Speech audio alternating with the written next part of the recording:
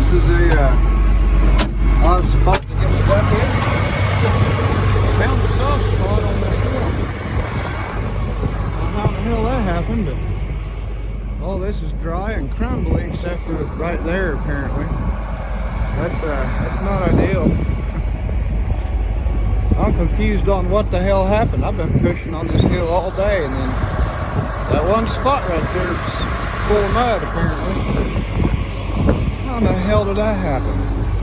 I've been pushing dirt all freaking day, all the way across here. I covered all of that with dirt. And then I find that, like, this is starting to piss me off. I don't understand it. I don't understand why it's freaking muddy right there in that one spot. Damn it. Just don't understand that. Don't know how in the hell that happened. I guess I'll have to dig it out. Son of a bitch. This is what I needed today. I think it's lunchtime. It feels like lunchtime.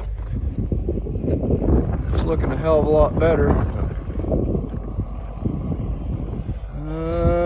Shit.